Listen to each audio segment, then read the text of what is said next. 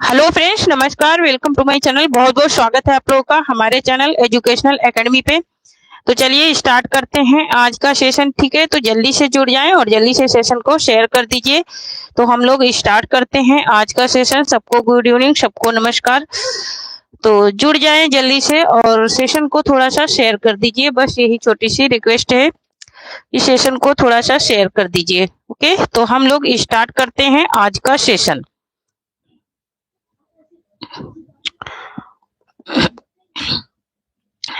तो 2 मिनट का टाइम है, तुम लोग शेयर कर दीजिए। ठीक है, शेयर करके आ जाइए, तो हम लोग स्टार्ट करते हैं। ठीक है, आराम से करेंगे। ठीक है, और हम लोगों को आज फिर से हमको 100+ क्वेश्चन करने हैं। तो जल्दी से जुड़ जाएं और शेयर कर दीजिए सबको कि क्लास चालू हो चुकी है। ठीक है, तो चलिए स्टार्ट करते हैं आज का सेशन।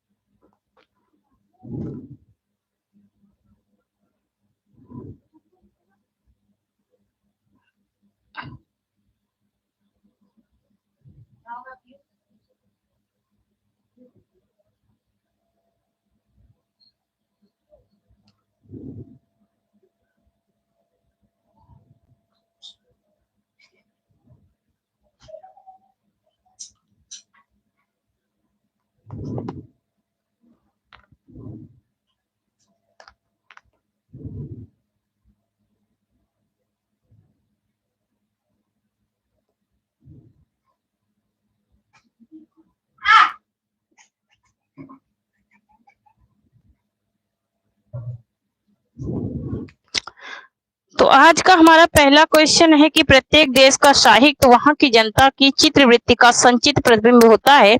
यह कथन जो है ये साहित्य के इतिहास में के विषय में किसने कहा है? डॉक्टर रामकुमार वर्मा ने, आचार्य हजारी प्रसाद द्विवेदी ने, आचार्य रामचंद्र शुक्ल ने, फिर डॉक्टर नलिन बिलोचन शर्मा ने। तो ये कहने वाले कौन है? वो है आचार्य रामचंद्र शुक्ल। ऑप्शन नंबर सी यहाँ पर राइट हो जाएगा। नेक्स्ट देख लेते हैं। नेक्स्ट है आधुनिक हिंदी साहित्य की प्रवृत्तियां शीर्षक से किसने हिंदी साहित्य का इतिहास लिखा? आधुनिक हिंदी साहित्य की जो प्रवृत्तियां जो हैं वो शीर्षक से किसने हिंदी साहित्य का इतिहास लिखा है? नंदुलारे वाजपेयी ने, आज्ञे ने, या फिर गणपत चंद्र गुप्त ने, या फिर डॉक्टर नामवर सिंह ने। यहाँ पर इसका राइट आंसर क्या हो जाएगा? जल्दी से बताएं। क्वेश्चन नंबर 2 का हो जाएगा, ऑप्शन नंबर डी हो जाएगा, नामवर सिंह ने लिखा है। नेक्स्ट क्वेश्चन देख लेते हैं। नेक्स्ट है कि आदिकाल को किसने संधि काल कहा है? आदिकाल को संधि काल नाम देने वाले कौन हैं? श्याम सुंदर दास हैं, गणपति चंद्र गुप्त हैं, या फिर डॉक्टर रामकुमार वर्मा हैं, या फिर हजारी प्रसाद द्विवेदी हैं। यहाँ पर इसका राइट आंसर क्या हो जाएगा? तो यहाँ पर जो इसका राइट आंसर है वो हो जाएगा option number C, doctor Ramkumar Verma ने आदिकाल को संधि काल नाम दिया है। और दूसरा इन्होंने क्या नाम दिया है? चारण काल। दूसरा क्या दिया है? चारण काल भी नाम इन्होंने दिया है। किसने? डॉक्टर रामकुमार वर्मा ने। नेक्स्ट देख लेते हैं। नेक्स्ट है कि श्रावकाचार किसकी रचना है? श्रावकाचार किसकी रचना है? देवसेन की है, शालिभद्र सूर्य की है, जिनदत्त सूर्य की है, फिर राम सिंह की है। तो यहाँ पर इसका राइट आंसर हो जाएगा ऑप्शन नंबर ए हो जाएगा, ये देवसेन की रचना है श्रावकाचार। नेक्स्ट क्वेश्चन है कि हमीर रासो की रचना राहुल संकृत्यायन के अनुसार किसके द्वारा की गई है? राहुल संकृत्यायन के अनुसार पूछ रहा है कि किसके द्वारा ये की गई है? सारंगधर के द्वारा, जल्लड़ के द्वारा, या फिर दलपत विजय के द्वारा, या फिर नरपति नल के द्वारा।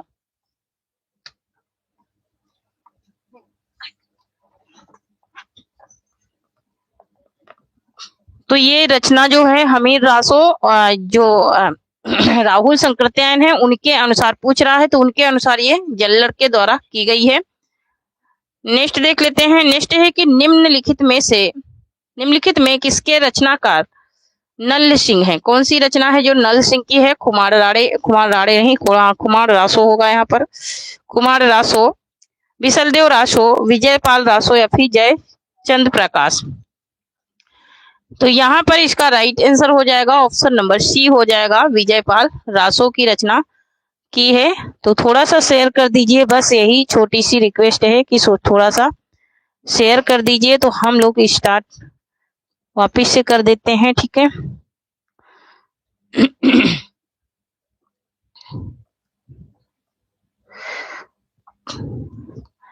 तो बहुत ही कम संख्या दिख रही है, थोड़ा सा शेयर कर दीजिए।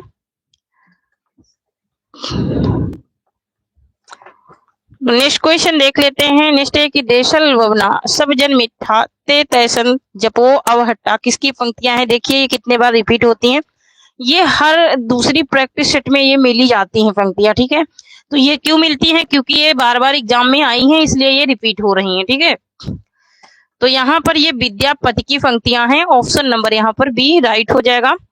नेक्स्ट देख लेते हैं। सॉरी, तो ये विद्यापति की पंक्तियां हैं। नेक्स्ट देख लेते हैं। नेक्स्ट है कि मिश्र बंधुओं में कौन सा एक सम्मिलित नहीं है। ये भी देखो बहुत ज्यादा पूछा गया है इसलिए इसे भी बार बार रिपीट हो जाता है।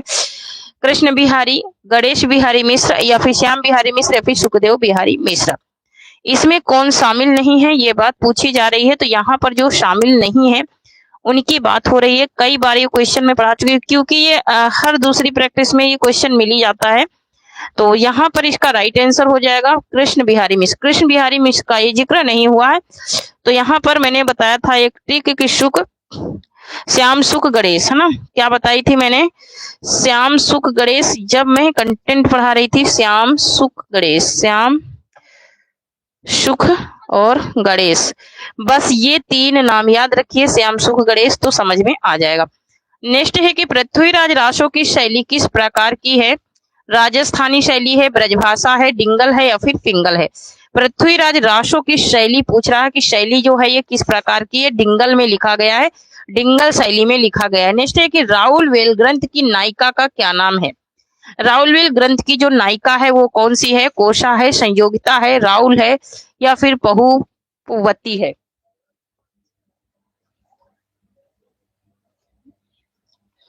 तो यहाँ पर इसका राइट आंसर क्या हो जाएगा, क्वेश्चन नंबर 10 का हो जाएगा, ऑप्शन नंबर सी हो जाएगा राहुल।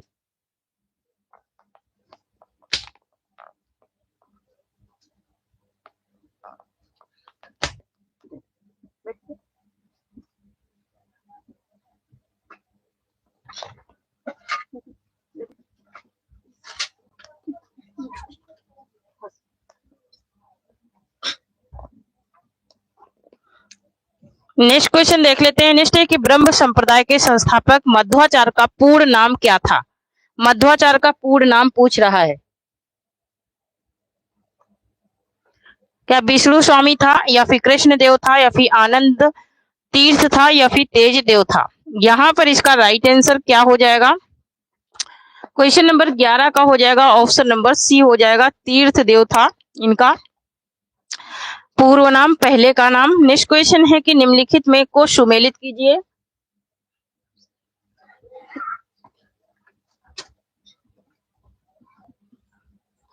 तो यहाँ पर क्या करना है, सुमेल करना है। तो चलिए सुमेलित कर लेते हैं।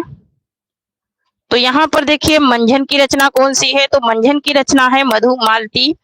उस्मान की रचना कौन सी है। तो उस्मान की है चित्रावली। जैसी की कौन सी है, जैसी की है पद्मावत और कुतबन की है मृगावती।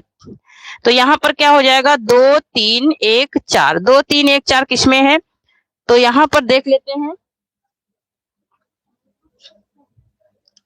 2 3 1 4 किसमें है। तो ऑप्शन नंबर यहाँ पर बी में है, ऑप्शन नंबर बी राइट हो जाएगा।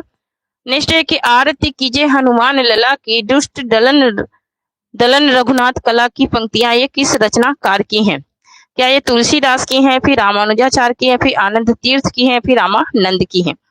यहाँ पर इसका राइट आंसर क्या हो जाएगा, क्वेश्चन नंबर 13 का राइट आंसर हो जाएगा, ऑप्शन नंबर डी हो जाएगा, रामानंद की है। नेक्स्ट देख लेते हैं। नेक्स्ट एक निम्नलिखित में मलिक मोहम्मद जैशी का निवास स्थान पर स्थित था। कहाँ पर स्थित था, इटावा में, वाराणसी में, लखनऊ में या फिर अमेठी में। मलिक मोहम्मद जैसी का जो निवास स्थान है वो कहाँ था, ये बात पूछ रहा है। तो इनका जो निवास स्थान था वो था अमेठी में, ऑप्शन नंबर डी राइट हो जाएगा। नेक्स्ट है कि शेष महेश गणेश दिनेश सुरेशहु जय निरंतर गावे पंक्ति किस कवि द्वारा रचित है? सूरदास द्वारा, नंददास द्वारा, परमानंद दास द्वारा या फिर रसखान के द्वारा? यहाँ पर इसका राइट आंसर क्या हो जाएगा? तो ऑप्शन नंबर डी हो जाएगा, ये रसखान ने लिखा है इन पंक्तियों को। नेक्स्ट देख लेते हैं।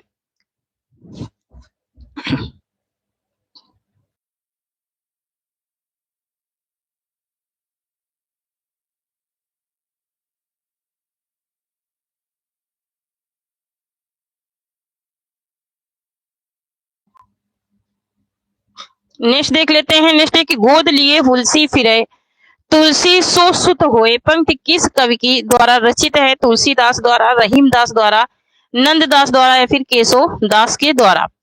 गोद लिए हुलसी फिरे तुलसी सो सुत होए। तो यहाँ पर इसका राइट आंसर हो जाएगा ऑप्शन नंबर बी, ये रहीमदास की पंक्तियां हैं। और दूसरी पंक्तियां इनमें कौन लिखते हैं? तुलसीदास लिखते हैं कि नरती। नेक्स्ट देख लेते हैं। नेक्स्ट एक निम्नलिखित में से कौन सा एक रचना सुमेलित नहीं है? कौन सी एक रचना जो सुमेलित नहीं है? हनुमान नाटक हृदय राम की है क्या? ये पूछा, सुमेलित नहीं है। हाँ, ये बिल्कुल सही है। अंगद पैज ये यूसरदास का है, ये भी बिल्कुल सही है। अवध विलास लालदास का, ये भी सही है। महारामायण ये यूसरदास का नहीं है, ठीक है, ये यूसरदास का नहीं है। ऑप्शन नंबर यहाँ पर डी जो है ये राइट हो जाएगा, ये यूसरदास का नहीं है महानाटक। नेक्स्ट है कि ध्रुव चरित्र के रचनाकार कौन है? ध्रुव चरित्र के रचनाकार कौन है? रसखान है, नरोत्तम दास है, गोकुलनाथ है या फिर चित स्वामी है?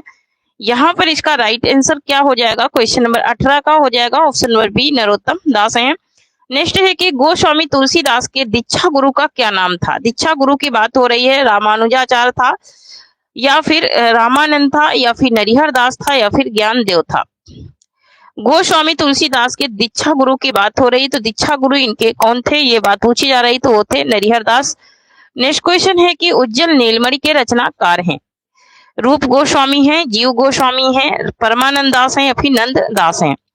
तो यहाँ पर इसका राइट आंसर हो जाएगा ऑप्शन नंबर ए हो जाएगा, रूप गोस्वामी की ये रचना है।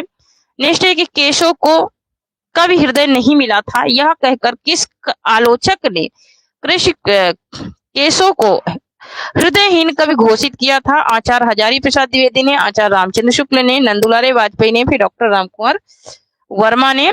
तो यहाँ पर इसका राइट आंसर क्या हो जाएगा? तो यहाँ पर जो इसका राइट आंसर है वो हो जाएगा ऑप्शन नंबर बी, आचार्य रामचंद्र शुक्ल ने कहा था।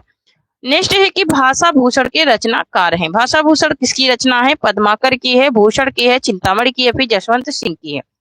तो भाषा भूषण जो रचना है ये है किसकी? जसवंत सिंह की रचना है। ऑप्शन नंबर डी राइट हो जाएगा।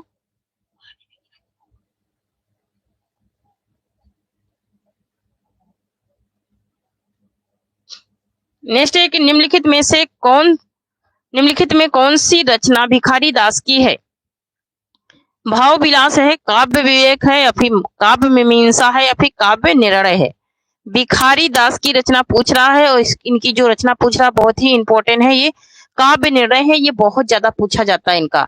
नेक्स्ट है कि निम्नलिखित कवियों के सही कालानुक्रम का चयन कीजिए। काल क्रम का ये करना है, चयन करना है। बिहारी केशव देव पद्माकर, बिहारी पद्माकर केशव देव, केशव बिहारी देव पद्माकर या फिर केशव देव बिहारी पद्माकर? इनका सही कालक्रम बताना है। यहाँ पर इसका राइट आंसर क्या हो जाएगा? तो यहाँ पर ऑप्शन नंबर सी जो है ये राइट हो जाएगा, केशव बिहारी देव और पद्माकर। नेक्स्ट देख लेते हैं, दी गई रचनाओं में कौन सा सुमेलित नहीं है? हित तरंगड़ी कह कि क्या कृपाराम का है? हित तरंगड़ी है ना, तो हित तरंगड़ी तो है कृपाराम की। रसिक प्रिया केशवदास का है, बिल्कुल सही है। कवि प्रिया ये चिंतामणि का नहीं है। और प्रबोध 50 ये पद्माकर का है, ये भी क्या है? सही है। तो यहाँ पर कवि प्रिया जो है ये चिंतामणि की नहीं है, ठीक है। तो चिंतामणि की नहीं है तो किसकी है जरा कमेंट में बताना, ऑफलाइन कमेंट में बताना। ऑफलाइन में कमेंट में कोई बताता ही नहीं है, तो यहाँ पर ऑप्शन नंबर सी राइट हो जाएगा, क्योंकि ये चिंतामणि की रचना नहीं है।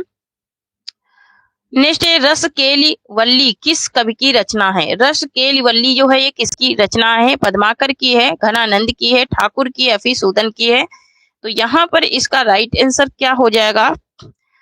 तो यहाँ पर जो इसका राइट आंसर है वो हो जाएगा ऑप्शन नंबर बी, ये घनानंद की रचना है। नेक्स्ट देख लेते हैं, दिए गए कथनों को अनुचित कथन का चुनाव कीजिए, है ना।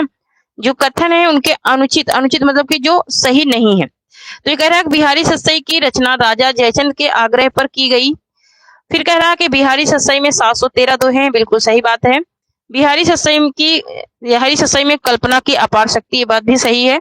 बिहारी सत्सई श्रृंगार प्रधान रचना है, बिहारी सत्सई प्रधान श्रृंगार रचना है, ये बात भी सही है। लेकिन यहाँ पर ऑप्शन नंबर ए सही नहीं है, क्योंकि राजा जय सिंह के उस पे ये रचना नहीं उन्होंने किया था। नेक्स्ट देख लेते हैं। नेक्स्ट है कि हिंदी साहित्य के किस आलोचक ने रीतिकालीन साहित्य में सर्वस्त्र ग्रह स्थिति प्रेम की गंध की खोज की है? आचार्य शुक्ल ने, हजारी प्रसाद द्विवेदी ने, डॉक्टर नागेंद्र ने, फिर रामविलास शर्मा ने। किसने की है ये बात पूछ रहा है, तो ये करने वाले हैं doctor Nagendra. Option number C right हो जाएगा। नेक्स्ट देख लेते हैं। धन्य भूमि भारत सब रत्नान की उपजवानी काव्य पंक्तियों के रचयिता कौन है? प्रताप नारायण मिश्र हैं, भारतेंदु हरिश्चंद्र हैं, बद्री नारायण चौधरी प्रेमधन है, या फिर अंबिका दत्त व्यास हैं। तो इन पंक्तियों के जो रचनाकार हैं वो कौन है, ये बात पूछी जा रही, वो है बद्री नारायण चौधरी प्रेमधन है। नेक्स्ट देख लेते हैं। नेक्स्ट है कि बद्री नारायण चौधरी प्रेमधन उर्दू में किस नाम से कविता लिखते थे? नियाज के नाम से, ताप के नाम से, रसा के नाम से, या फिर अब्र के नाम से? तो यहाँ पर इसका राइट आंसर क्या हो जाएगा?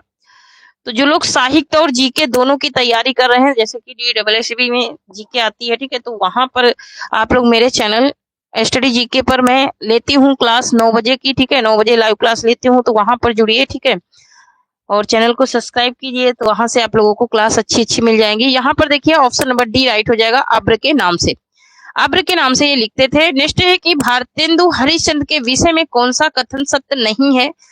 कौन सा कथन सत्य नहीं है, ये बात यहाँ पूछी जा रही है, तो यहाँ पर देख लेते हैं। अब ये यहाँ पे कह रहा है कि उन्होंने देशभक्ति के साथ साथ राज्य भक्ति को भी अपने काव्य का वर्ण विषय बनाया। फिर कह रहा है कि गद्य पद्य दोनों में ही उन्होंने खड़ी बोली हिंदी का व्यवहार किया, खड़ी बोली हिंदी का व्यवहार किया। अब यहाँ पर सत्य नहीं पूछ रहा है, वो कह रहे हैं कि वे नवयुग के अग्रदूत और हिंदी साहित्य में आधुनिकता के जन्मदाता माने जाते हैं, ये बात सही है। उन्होंने भारतीय जीवन की समस्त बुराइयों की निंदा की है, ये बात भी बिल्कुल सही है। लेकिन यहाँ पर ये बात भी सही है, लेकिन यहाँ पर ऑप्शन नंबर बी जो है ये सही नहीं है। ऑप्शन नंबर बी यहाँ पर राइट हो जाएगा, ये बात इनकी सही नहीं है।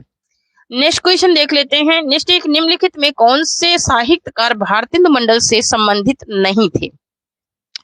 राधाचरण गोस्वामी, प्रताप नारायण मिश्र, बालकृष्ण शर्मा, नवीन, या फिर राधा कृष्ण शर्मा?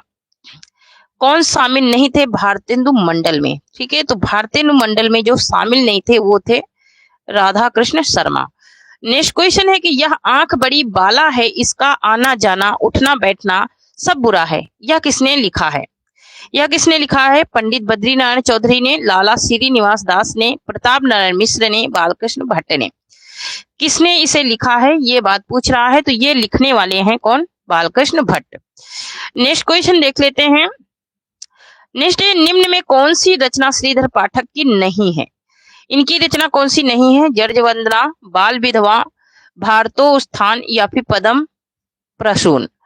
कौन सी इनकी रचना नहीं है ये बात पूछ रहा है, तो यहाँ पर इनका जो पद्म प्रसून है ये इनका नहीं है। ये किसका है? तो ये हरिओद का है। नेक्स्ट देख लेते हैं। नेक्स्ट है कि अयोध्या सिंह उपाध्याय हरिओद के काव्य महाकाव्य प्रिय प्रवास में सर्गों की संख्या कितनी है? 21 है, 22 है, 17 है, या फिर 15 है? सर्गों की संख्या पूछ रहा है, तो सर्गों की संख्या जो है वो कितनी है? वो है 17। ऑप्शन नंबर सी राइट हो जाएगा। नेक्स्ट है, त्रिशूल किस रचनाकार का उपनाम है? रामनरेश त्रिपाठी का, सुमित्रानंद पंत का, रामधारी सिंह दिनकर का, या फिर गया प्रसाद शुक्ल शनि का?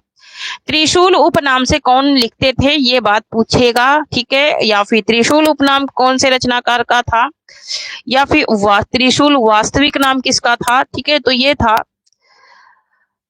ये किसका नाम था? ये था गया प्रसाद शुक्ल शनि का था त्रिशूल उपनाम। नेक्स्ट है कि हिंडोला किसकी रचना है? हिंडोला की बात हो रही कि हिंडोला किसकी रचना है, रत्नाकर की है, पद्माकर की है, जयशंकर प्रसाद की है, फिर सुमित्रानंद पंत की है। तो यहाँ पर इसका राइट आंसर क्या हो जाएगा, ऑप्शन नंबर ए हो जाएगा, ये रत्नाकर की रचना है हिंडोला। नेक्स्ट है यही पशु प्रवृत्ति है कि आप ही चारे, आप ही चरे, यह प्रसिद्ध काव्य पंक्ति किस कवि द्वारा रचित है, गया प्रसाद शुक्ल स्नेही द्वारा। एक सेकेंड, गया प्रसाद शुक्ल स्नेही के द्वारा, या फिर मैथिली शरण गुप्त के द्वारा, या फिर मैथिली माखनलाल चतुर्वेदी के द्वारा, या फिर रामनरेश त्रिपाठी के द्वारा। तो ये किसके द्वारा रचित पंक्तियां हैं, ये है मैथिली शरण गुप्त के द्वारा रचित पंक्तियां हैं। नेक्स्ट देख लेते हैं। तो थोड़ा सा शेयर और कर दीजिए, ठीक है, थोड़ा सा और शेयर कर दीजिए, मुझे तो 7 ही लोग दिख रहे हैं, क्या बात है भाई। तो 7 ही लोग क्यों दिख रहे हैं भाई यहाँ पर। तो नेक्स्ट क्वेश्चन देखिए, नेक्स्ट क्वेश्चन है कि रचना काल की दृष्टि से एक व्यवस्थित क्रम है, एक व्यवस्थित क्रम पूछ रहा है इसका महाकाव्यों का, ठीक है। तो यहाँ पर देख लेते हैं कि व्यवस्थित क्रम, देख लेते हैं कि व्यवस्थित क्रम इसमें लगाना है, ठीक है, व्यवस्थित क्रम को क्या करना है, लगाना है। तो यहाँ पर देख लेते हैं कि इसका व्यवस्थित क्रम क्या हो जाएगा। तो चलिए इसका व्यवस्थित क्रम लगा लेते हैं। तो यहाँ पर देखिए व्यवस्थित क्रम में इसका साकेत, यशोधरा, द्वापर और जय भारत, यही क्या हो जाएगा, इसका सही व्यवस्थित क्रम हो जाएगा। नेक्स्ट देख लेते हैं। नेक्स्ट एक सैरंधी नामक प्रसिद्ध रचना किसकी है, सैरंधी जो रचना है ये किसकी रचना है, ये पूछ रहा है। तो ये है मैथिली शरण गुप्त की रचना है। नेक्स्ट देखते हैं, इनमें से कौन सा कवि द्विवेदी युग से संबंधित है, गया प्रसाद शुक्ल स्नेही, जसवंत सिंह, राधा कृष्णदास, या फिर प्रेमधन। यहाँ पर इसका राइट आंसर क्या हो जाएगा, तो यहाँ पर जो इसका राइट आंसर हो जाएगा वो हो जाएगा क्या, ऑप्शन नंबर ए हो जाएगा, गया प्रसाद शुक्ल स्नेही। नेक्स्ट देख लेते हैं, जागो फिर एक बार कविता के रचनाकार कौन है, जागो फिर एक बार कविता के रचनाकार कौन है, दिनकर है, माखनलाल चतुर्वेदी हैं, गणेश शंकर विद्यार्थी हैं, या फिर निराला है। यहाँ पर इसका राइट आंसर क्या हो जाएगा, जागो फिर एक बार, जागो फिर एक बार ये निराला की कविता है। नेक्स्ट क्वेश्चन है कि मिलन यामिनी किसकी रचना है, मिलन यामिनी किसकी रचना है, हरिवंश राय बच्चन की, पंत जी की, प्रसाद की, या फिर महादेवी वर्मा की। तो मिलन यामिनी जो रचना है ये रचना है किसकी, ये है हरिवंश राय बच्चन की है। नेक्स्ट देख लेते हैं। नेक्स्ट एक कविता हमारे परिपूर्ण क्षणों की वाणी है, ये कथन किसका है, सुमित्रानंद पंत का है, सूर्यकांत त्रिपाठी निराला का है, महादेवी वर्मा का है, या फिर रामधारी सिंह दिनकर का है। तो यहाँ पर इसका राइट आंसर हो जाएगा हमारा क्या, ऑप्शन नंबर ए हो जाएगा, सुमित्रानंद पंत का है। नेक्स्ट देख लेते हैं। नेक्स्ट है कि गंधवीथी के रचनाकार हैं, गंधवीथी के रचनाकार कौन है, जगदीश गुप्त हैं, रमेश चंद्र शाह हैं, लीलाधर जगूड़ी हैं, फिर सुमित्रानंद पंत हैं। यहाँ पर इसका राइट आंसर क्या हो जाएगा, क्वेश्चन नंबर 45 का ऑप्शन नंबर डी हो जाएगा, सुमित्रानंद पंत की रचना है। नेक्स्ट है कि कमायनी किसकी पुत्री थी, कमायनी जो है ये किसकी पुत्री थी, मानु की थी, इंद्र की थी, श्रद्धा की थी, या फिर काम की थी। मानु जो है ये किसकी पुत्री थी, कमायनी जो है ये किसकी पुत्री थी, तो ये थी काम की पुत्री, ऑप्शन नंबर डी राइट होगा। नेक्स्ट है तेरा वैभव देखूं या जीवन का क्रदन देखूं, तेरा वैभव देखूं या फिर जीवन का क्रदन देखूं, यह पंक्तियां किसकी हैं, पंत की हैं, महादेवी वर्मा की हैं, निराला की, या फिर आगे की हैं। यहाँ पर इसका राइट आंसर क्या हो जाएगा, तो ऑप्शन नंबर बी राइट हो जाएगा, ये महादेवी वर्मा की पंक्तियां हैं। नेक्स्ट है कि निम्नलिखित में कौन उत्तर छायावादी कवि नहीं है, नरेंद्र शर्मा, रामकुमार वर्मा, बच्चन सिंह, या फिर अंचल। तो यहाँ पर इसका राइट आंसर क्या हो जाएगा, क्वेश्चन नंबर 48 को हो जाएगा, ऑप्शन नंबर बी, ये छायावादी कवि नहीं है। नेक्स्ट है कि उत्तरायण जो है महाकाव्य के रचनाकार कौन है, हरिओद हैं, सियाराम शरण गुप्त हैं, रामकुमार वर्मा हैं, या फिर रामनरेश त्रिपाठी हैं। तो जल्दी से बताएं इसका राइट आंसर क्या हो जाएगा, उत्तरायण महाकाव्य के रचनाकार कौन है, तो उत्तरायण महाकाव्य किसका है, रामकुमार वर्मा का है, ऑप्शन नंबर यहाँ सी राइट हो जाएगा। नेक्स्ट है कि इनमें कौन सी रचना नागार्जुन की नहीं है, कला और बूढ़ा चांद, प्रेत का बयान, चंदना, या फिर पाषाणी। कौन सी रचना है जो नागार्जुन की नहीं है, ये पूछ रहा है। तो कला और बूढ़ा चांद किसका है? कमेंट में बताना जरा। ऑफलाइन कला और बूढ़ा चांद, इस पे साहित्य अकादमी पुरस्कार भी मिल चुका है। ये किसकी रचना है? जरा कमेंट में ऑफलाइन बताना है आप लोगों को। नेक्स्ट है, तार सप्तक का प्रकाशन किस वर्ष हुआ? 1940 में, 1943 में, 1953 में, 1954 में, सॉरी 1934 में। तो ये हुआ था 1943 में। नेक्स्ट देख लेते हैं, सतपुड़ा के जंगल किसकी रचना है? सतपुड़ा के जंगल जो है ये किसकी रचना है? यह एक कविता है, ठीक है। और ये यूजीसी नेट में इससे क्वेश्चन बहुत बनते हैं, मैंने उसमें पढ़ाया भी है। भवानी प्रसाद मिश्र की है, शमशेर बहादुर सिंह की है, कन्हैयालाल मिश्र प्रभाकर की है, फिर गिरिजा कुमार माथुर की है। तो यहाँ पर इसका राइट आंसर क्या हो जाएगा? तो ऑप्शन नंबर डी हो जाएगा, ये गिरिजा कुमार माथुर की रचना है। कौन सी? सतपुड़ा के जंगल। सॉरी, गिरिजा कुमार माथुर की नहीं, ये किसकी है? ये भवानी प्रसाद मिश्र की है। किसकी है? ये भवानी प्रसाद मिश्र की है, सतपुड़ा के जंगल। नेक्स्ट क्वेश्चन देख लेते हैं। नेक्स्ट है हमारा कि नई कविता नाम किसके द्वारा दिया गया? आगे के द्वारा, मुक्तिबोध के द्वारा, मलयज के द्वारा, शमशेर बहादुर सिंह के द्वारा। तो ये नई कविता नाम दिया गया था आगे के द्वारा। नेक्स्ट क्वेश्चन देखते हैं। नेक्स्ट है कि सन 1800 ईस्वी में फोर्ट विलियम कॉलेज की स्थापना किसने की है? सदल मिश्र ने, लल्लू लाल ने, मार्किवस वेलेंजली ने, या फिर गिल क्राइस्ट ने। तो ये किसने की है इसकी स्थापना? ये की है यहाँ पर मार्किस वश वेलेंजली ने की है। नेक्स्ट है कि कलि कौतुक रूपक नामक रचना किसकी है? बाल मुकुंद गुप्त की है, बालकृष्ण भट्ट की है, भारतेंदु की है, फिर प्रताप नारायण मिश्र की है। तो यहाँ पर इसका राइट आंसर क्या हो जाएगा? ऑप्शन नंबर डी राइट हो जाएगा, ये प्रताप नारायण मिश्र की रचना है। नेक्स्ट एक, कोणार्क नामक नाटक किसने लिखा? कोणार्क नामक नाटक जो है किसने लिखा? मोहन राकेश ने, जगदीश चंद्र माथुर ने, विष्णु प्रभाकर ने, या फिर उपेंद्र नाथ अश्क ने। तो ये लिखने वाले कौन हैं? ये हैं जगदीश चंद्र माथुर हैं। नेक्स्ट क्वेश्चन देख लेते हैं। नेक्स्ट है कि मुंशी प्रेमचंद लिखित करबला किस विधा की रचना है? करबला जो है ये किस विधा की रचना है? उपन्यास है, निबंध है, कहानी है, या फिर नाटक है? करबला की बात हो रही है, तो करबला इनका क्या है? मुंशी प्रेमचंद का करबला इनका क्या है? नाटक है। नेक्स्ट क्वेश्चन देख लेते हैं। नेक्स्ट है कि निम्नलिखित में कौन सा नाटक लाला श्रीनिवास दास का नहीं है? तपसा स्वर्ण, या फिर संयुक्ता स्वयंवर, या फिर उत्तर प्रियदर्शी, या फिर धीर प्रेम मोहिनी। कौन सा इनका नहीं है, ये बात यहाँ पूछ रहा है। तो ये इनका उत्तर प्रियदर्शी नहीं है। नेक्स्ट देख लेते हैं। स्वर्ग की झलक एकांकी के रचनाकार कौन है? लक्ष्मी नारायण लाल हैं, भुवनेश्वर हैं, उपेंद्र नाथ अश्क हैं, या फिर रामकुमार वर्मा हैं। यहाँ पर इसका राइट आंसर क्या हो जाएगा? स्वर्ग की झलक। स्वर्ग की झलक जो है ये किसकी रचना है? ये है उपेंद्र नाथ अश्क की रचना है। नेक्स्ट क्वेश्चन है कि मिस्टर अभिमन्यु किसका नाटक है? लक्ष्मी नारायण भारद्वाज का है, या फिर लक्ष्मी नारायण लाल का है, मोहन राकेश का है, जगदीश चंद्र माथुर का है? मिस्टर अभिमन्यु की बात हो रही, तो मिस्टर अभिमन्यु जो है ये लक्ष्मी नारायण लाल का नाटक है। नेक्स्ट देख लेते हैं। नेक्स्ट नाटक में कितने रसों का परिपाक माना जाता है? 2 रसों का, 10 रसों का, 4 रसों का, या फिर 8 रसों का? कितने रसों का परिपाक माना जाता है, ये बात यहाँ पर पूछ रहा है। तो ये माना जाता है 8 रसों का। नेक्स्ट क्वेश्चन देखते हैं। नेक्स्ट है कि सेवा सदन का प्रकाशन कब हुआ? सेवा सदन का प्रकाशन कब हुआ? 1908 में, 1930 में, 1935 में, 1918 में। सेवा सदन का जो प्रकाशन हुआ है ये कब हुआ है, ये बात पूछ रहा है। ये हुआ है 1918 ईस्वी में। नेक्स्ट है, उसने कहा था कहानी के लेखक का क्या नाम है? रामवृक्ष बेनीपुरी है, चंद्र शर्मा गुलेरी है, वृंदावन लाल वर्मा है, या फिर यशपाल है? उसने कहा था, बुद्धू का कांटा, बुधुआ की बेटी, ये तीनों कहानियां चंद्र शर्मा गुलेरी की हैं।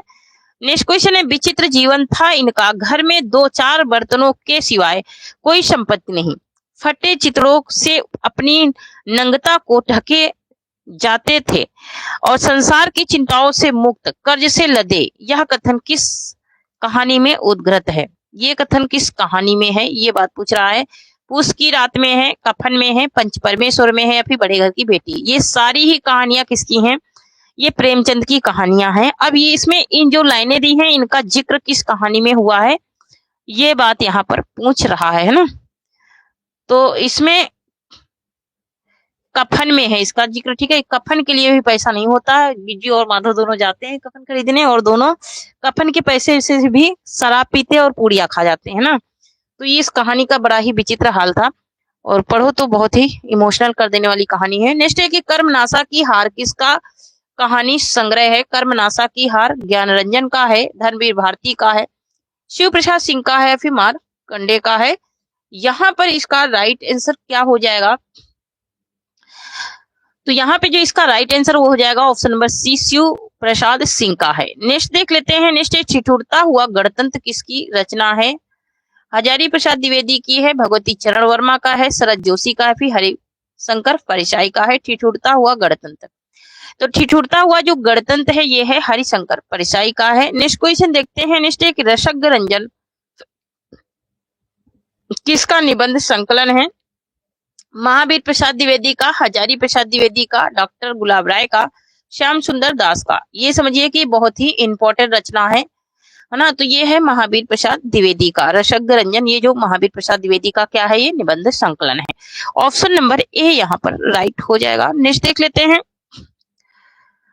नेक्स्ट है कि आचार्य शुक्ल के निबंध श्रद्धा और भक्ति एवं लोभ और प्रीति किस श्रेणी में आते हैं। ये किस श्रेणी में आते हैं ये पूछ रहा है। साहित्य समीक्षा संबंधी में, विचारात्मक निबंध में, साहित्य सिद्धांत संबंधी में, या फिर भाव मनोविकार संबंधी में, किस में ये आते हैं ये बात यहाँ पर पूछ रहा है। तो यहाँ पर इसका राइट आंसर क्या हो जाएगा,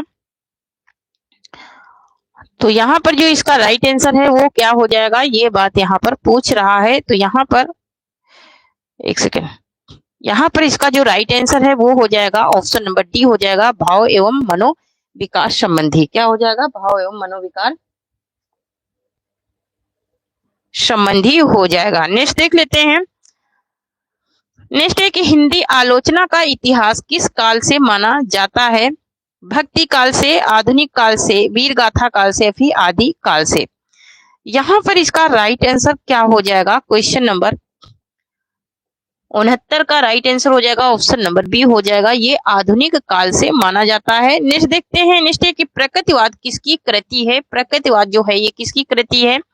डॉक्टर देवराज की है, रामविलास शर्मा की है, या फिर शिवदान सिंह चौहान का है, या फिर प्रकाश चंद्र गुप्त का है। यहाँ पर इसका राइट आंसर क्या हो जाएगा, तो क्वेश्चन नंबर 70 का राइट आंसर हो जाएगा ऑप्शन नंबर सी हो जाएगा, ये शिवदान सिंह चौहान की कृति है। नेक्स्ट देख लेते हैं। और जो लोग हमारी प्लेलिस्ट नहीं देखे हैं देख लीजिए, वहां पे आप लोगों को प्रीवियस के अलावा आप लोगों को टॉपिक वाइज प्रैक्टिस मिल जाएगी, ठीक है। टॉपिक वाइज वहां से भी आप लोगों को प्रैक्टिस मिल जाएगी। तो आप लोग प्लेलिस्ट जरूर देखिए, उसमें देखिए काव्य शास्त्र की एक प्लेलिस्ट होगी, एक प्रमुख कथन की प्लेलिस्ट होगी। तो ये प्रमुख कथन, काव्य शास्त्र, उसके अलावा अन्य विधाओं से जो हमारा प्लेलिस्ट है वो जरूर देखिए। उसमें सारी विधाओं पर अलग अलग आप लोगों को मैं प्रैक्टिस करवाई हूँ, ठीक है। उसमें कोई भी प्रीवियस क्वेश्चन आपको नहीं मिलेंगे, सब न्यू क्वेश्चन मिलेंगे। और जो संपूर्ण वाला है, संपूर्ण वाले में प्रीवियस क्वेश्चन मिलेंगे। तो संपूर्ण वाली भी 3 से 4 वहां पर प्लेलिस्ट बना दी हूं मैं, वहां से भी देख लीजिए, ठीक है। और कंटेंट में भी आपको ग्रामर देख लीजिए, वहां पे आप लोगों को प्लेलिस्ट में कंटेंट में ग्रामर मिल जाएगी और कंटेंट प्लस प्रैक्टिस दोनों में ग्रामर मिल जाएगी, ठीक है। हर टॉपिक पे मिल जाएगी। हर टॉपिक मतलब जितना तुम्हारा इस पेपर में ग्रामर आने वाला है उस टॉपिक पे मैंने करा दिया है, ठीक है। नेक्स्ट क्वेश्चन है कि अस्ति और भवती, अस्ति माने है, भवती माने होना, है ना। ये नामक आत्मकथा के लेखक कौन है, ये बात यहाँ पर पूछी जा रही है। विश्वनाथ प्रसाद तिवारी है, राहुल शंकरदयाल है, भारतेंदु है, या फिर भीष्म साहनी है। तो यहाँ पर इसका राइट आंसर क्या हो जाएगा, अस्ति और भवती। तो ये रचना किसकी है, ये है विश्वनाथ प्रसाद तिवारी की रचना है। नेक्स्ट देख लेते हैं। नेक्स्ट है कि तिरस्कृत किसकी आत्मकथा है। तिरस्कृत की बात हो रही है, सूरजपाल चौहान की है, तुलसीराम की है, ओम प्रकाश वाल्मीकि की है, या फिर डॉक्टर धर्मवीर की है, ठीक है। तो यहाँ पर इसका राइट आंसर क्या हो जाएगा, ऑप्शन नंबर ए राइट हो जाएगा, ये सूरजपाल चौहान की रचना है तिरस्कृत। नेक्स्ट क्वेश्चन देख लेते हैं। नेक्स्ट है कि हिंदी साहित्य में कलम का सिपाही किसे कहा गया है। कलम की सिपाही की बात हो रही है, अमृतलाल नागर को, बाबू गुलाब राय, बाबू विष्णु प्रणाकर को, या फिर प्रेमचंद्र को, या फिर रामविलास शर्मा को। यहाँ पर इसका राइट आंसर क्या हो जाएगा? हिंदी में कलम का सिपाही बोला है, तो कलम का सिपाही किसको कहा गया है? प्रेमचंद को कहा गया है। नेक्स्ट देख लेते हैं, शेष स्मृतियां संस्मरण के लेखक कौन है? कुंवर चंद्र प्रकाश सिंह है, या फिर केदारनाथ सिंह है, या फिर रघुवीर शाह, या फिर दूधनाथ सिंह है। शेष स्मृतियां जो है ये दो लोगों की रचना है, एक तो अलका सरावगी का है और दूसरा इनका ये संस्मरण है। तो दोनों में विधाओं का फर्क है, तो ये किसका है? ये कुंवर चंद्र प्रकाश सिंह का है। नेक्स्ट क्वेश्चन है, माटी की मूर्तें किस विधा की रचना है? माटी की मूर्तें जो है ये बहुत ज्यादा रिपीटेड क्वेश्चन है।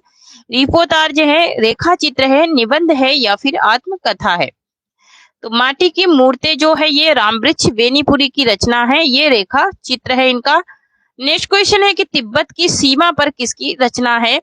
राहुल शंकरत्यायन का है, भारतेंदु का है, सेठ गोविंद दास का है, या फिर नागार्जुन का है?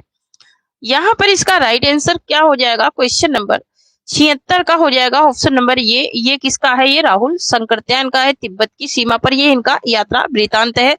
नेक्स्ट देख लेते हैं, एक बूंद सहसा उछली यह आगे की रचना है, ये किस की लेखन विधा क्या है ना? इसकी जो लेखन विधा है ये क्या है? संस्मरण है, यात्रा वृतांत है, डायरी है, या फिर रिपोर्टाज है?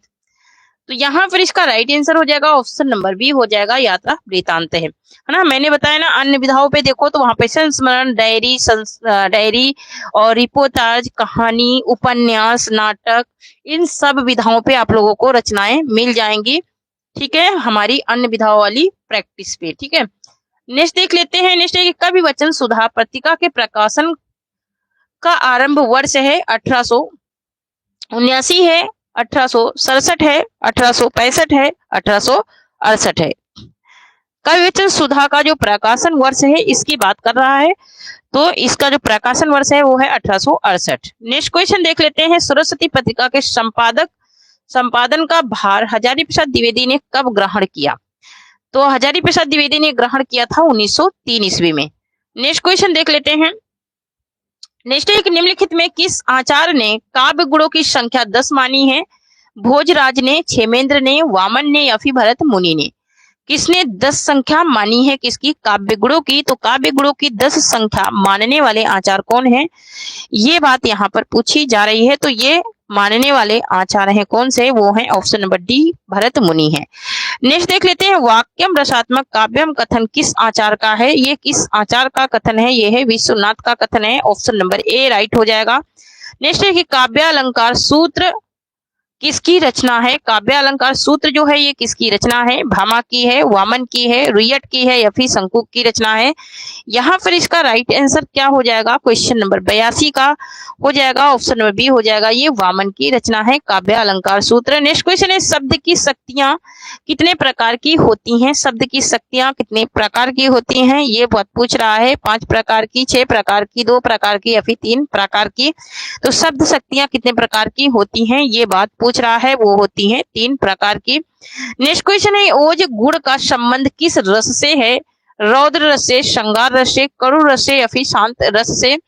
तो ओज गुण का जो संबंध है वो किस रस से है ये बात पूछ रहा है, वो है रौद्र रस से, ऑप्शन नंबर यहाँ पर ए राइट हो जाएगा। नेक्स्ट देख लेते हैं। नेक्स्ट है कि वेशभूषा से जो भाव प्रदर्शित किए जाते हैं उन्हें क्या कहा जाता है? कायिक कहा जाता है, मानसिक, या फिर सात्विक, या फिर आहार्य? यहाँ पे कौन सा भाव प्रदर्शित होता है ये बात पूछ रहा है वेशभूषा में। तो वेशभूषा में जो भाव प्रदर्शित होता है वो होता है आहार्य। नेक्स्ट देख लेते हैं, गीतिका छंद के एक चरण में कितनी मात्राएं होती हैं? गीतिका छंद के एक चरण की बात हो रही है। 24 होती हैं, 22 होती हैं, 26 होती हैं, फिर 28 होती हैं। ठीक है, तो यहाँ पर गीतिका के एक चरण की बात हो रही, तो एक चरण में कितनी मात्राएं होती हैं? एक चरण में 26 मात्राएं होती हैं, और हर गीतिका में 28 होती हैं। हर गीतिका में कितनी होती हैं? तो 28 होती हैं। और रोला में कितनी होती है? 24। रोला और दोहा दोनों में 24 मात्राएं होती है। नेक्स्ट क्वेश्चन है, चरण कमल बंदो हरिराई में कौन सा अलंकार है? चरण कमल बंदो हरिराई, चरणों की तुलना कर दी गई किससे? कमल से। कमल के समान क्या है? किसके पैर हैं? हरि के, भगवान के। भगवान के जो पैर हैं वो कैसे हैं? कमल के समान हैं। तो यहाँ पर पूछ रहा है कि कौन सा अलंकार है? श्रेष्ठ है, यमक है, रूपक है, या फिर उपमा है? तो यहाँ पर रूप की बात कर दी गई है, कमल के समान उनके क्या है, चरण है, इसलिए यहाँ पर रूपक अलंकार है। नेक्स्ट क्वेश्चन है कि उकार बहुला बोली किसे माना जाता है? छत्तीसगढ़ी को, भोजपुरी को, बघेली को या फिर अवधी को? उकार बहुला की बात हो रही है। उकार बहुला बोली जो है वो किसे मानते हैं? तो उकार बहुला जो बोली है वो है अवधी। नेक्स्ट क्वेश्चन देख लेते हैं, स्वर किसे स्वर ध्वनि के प्रकारों में शामिल किया जाता है? ये बात पूछ रहा है। हर्ष को, दीर्घ को, प्लुप्त को, उपयुक्त सभी को, है ना। तो स्वर ध्वनि कितनी होती है? 3 ही तो होती है ना, हर्ष, दीर्घ और प्लुप्त स्वर, है ना। दीर्घ स्वर, हर्ष स्वर और प्लुप्त स्वर, ये सभी ही हैं, ठीक है। ऑप्शन नंबर डी राइट होगा। नेक्स्ट, बांगरू बोली किस उपभाषा वर्ग के अंतर्गत आती है? बांगरू की बात हो रही है पूर्वी हिंदी के अंतर्गत, पश्चिमी के, राजस्थानी के या फिर बिहारी के? तो बांगरू जो आती है वो किसके अंतर्गत आती है? ये आती है पश्चिमी हिंदी के अंतर्गत। नेक्स्ट है, मेरो सब पुरुषार्थ थाको किस भाषा की पंक्तियां हैं?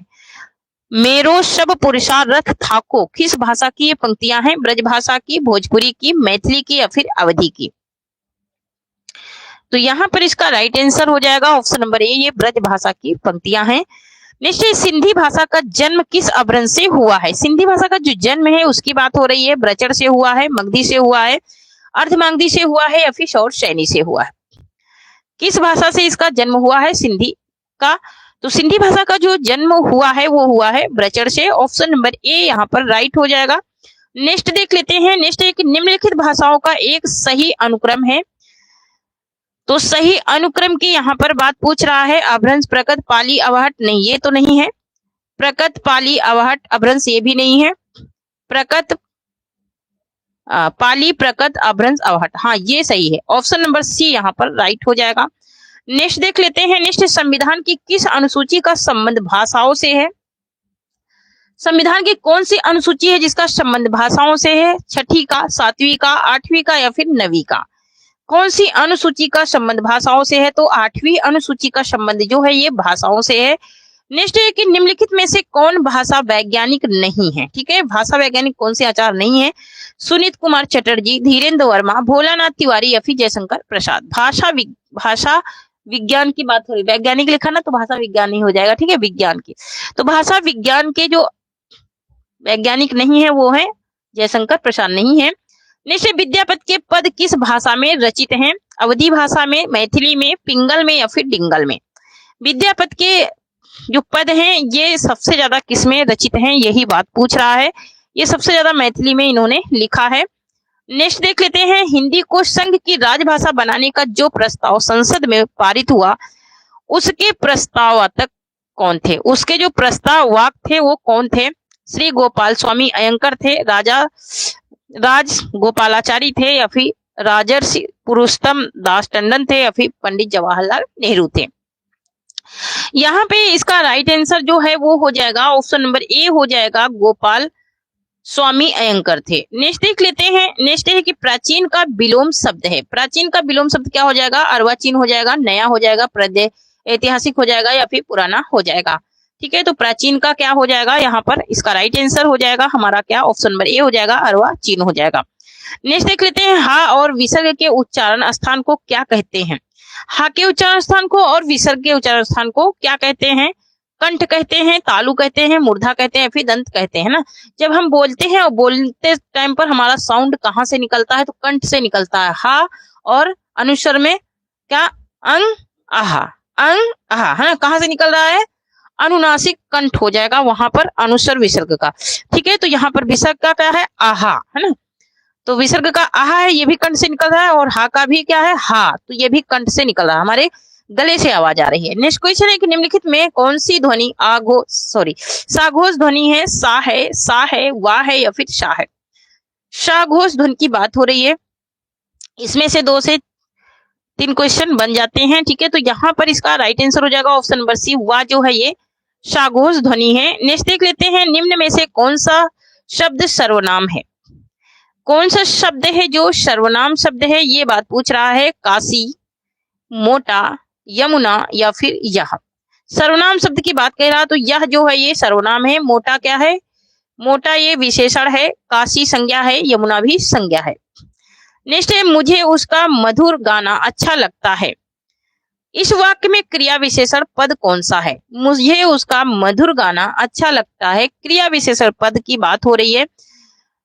तो यहाँ पर क्रिया विशेषण पद पूछ रहा है, ना कि क्रिया पूछ रहा है। मधुर गाना या फिर मुझे उसका या फिर अच्छा या फिर लगता, तो लगता तो क्रिया ही हो गया, लेकिन पूछ क्या रहा है? पद। पद क्या हो जाएगा? अच्छा। नेक्स्ट क्वेश्चन है कि वह घर से बाहर गया, वाक्य का कौन सा कारक प्रयुक्त हुआ है? वाक्य में कौन सा कारक प्रयुक्त हुआ? वह घर से बाहर गया, वो घर से अलग हो चुका है, इसलिए अपादान कारक हो जाएगा। नेक्स्ट क्वेश्चन देख लेते हैं। सॉरी, आगे का कट गया क्या? पीडीएफ कट गया है। तो चलिए, थैंक यू फ्रेंड्स, आज के लिए इतना ही। तब तक के लिए जय हिंद, जय भारत। आप लोग सेशन में जुड़े रहें, और जो लोग चैनल पे नए हैं वो चैनल को सब्सक्राइब जरूर करें। थैंक यू, जय हिंद, जय भारत। कल मिलती हूँ एक नए टॉपिक के साथ में, तब तक के लिए थैंक यू।